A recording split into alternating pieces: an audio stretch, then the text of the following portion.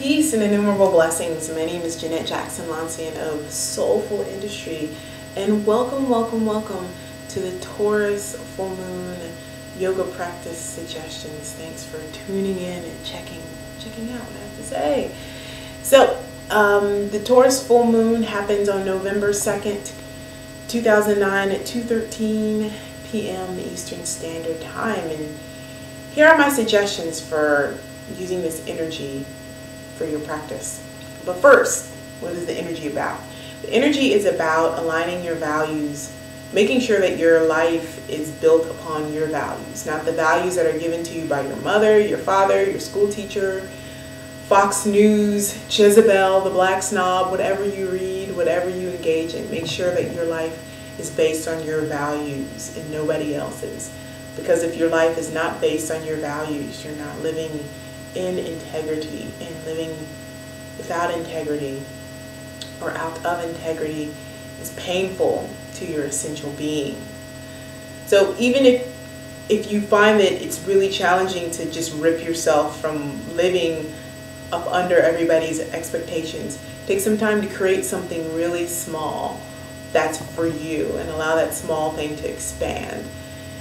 Allow yourself some space to express your essential nature that aligns with your values in one small way. Maybe that way is on your yoga mat. Maybe that way is walking your dog in the shorts you like. Whatever makes you happy, whatever aligns with your essential values. Make sure you do something to express them and align with them more deeply. That is the energy of this Taurus full moon. And I have some really amazing suggestions for integrating that energy into your yoga practice. The first suggestion is be mindful of your yoga story. Because another part of the full moon that I didn't mention is aligning your story with your truth and your essential nature. A lot of yogis, we all have stories about our practice. Whether it's I can't do arm balances, or I can't do inversions, or I can't do this, or I can't do that. Chances are, if you have decided that you can't do something, yet it still keeps on coming up, it's for you to do, and it will deepen your practice and further your evolution to do it. So rather than defining yourself and defining your yoga practice based on exclusion, allow yourself to integrate more into your practice so you can discover more about yourself and experience your life and your practice more fully. That's the first suggestion. The second suggestion is to pay attention to your neck. If you're wondering why God's green earth I chose the neck, is in medical astrology, and according to my guides, because I do have guides and they tell me things, Taurus rules the neck, the home of the fifth chakra. So when you're lifting your arms in Warrior One or in Tadasana, make sure that your shoulders aren't your earrings. Give your neck space to breathe, to be, to communicate your truth. And when you're doing back bends, be aware of what your neck is doing. Make sure when you're opening your heart and pulling your shoulders back and breathing into the chest, that the neck is an extension of the upper back and not just a noodle. This is not helping you.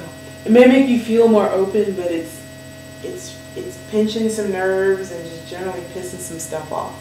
So make sure that your neck is an extension of your upper back.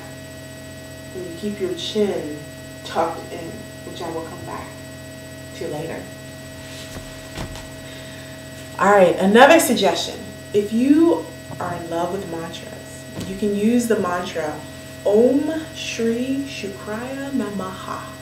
That is Om Shri Shukraya Namaha for the next month.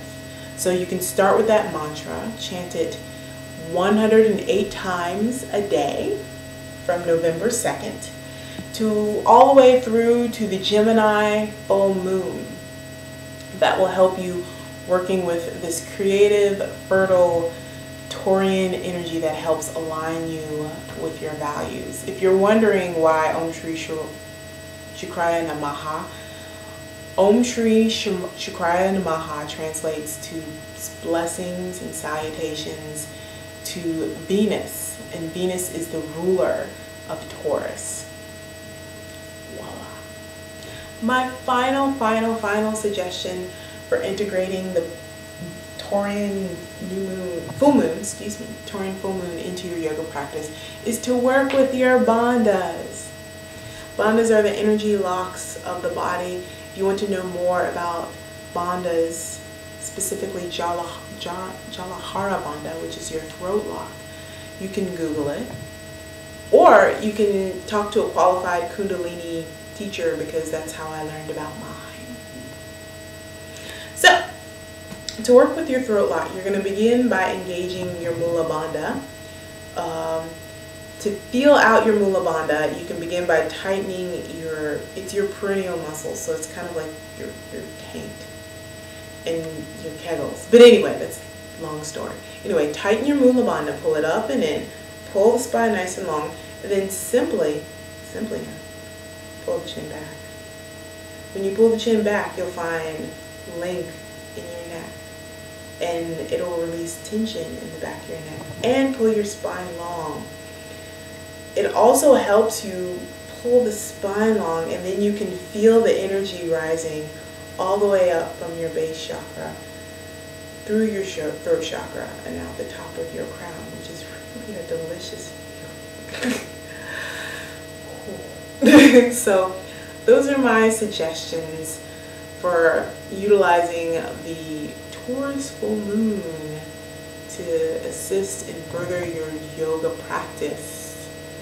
Thank you so much for your time and energy, and I will see you for the Scorpio new moon. Namaste and peace.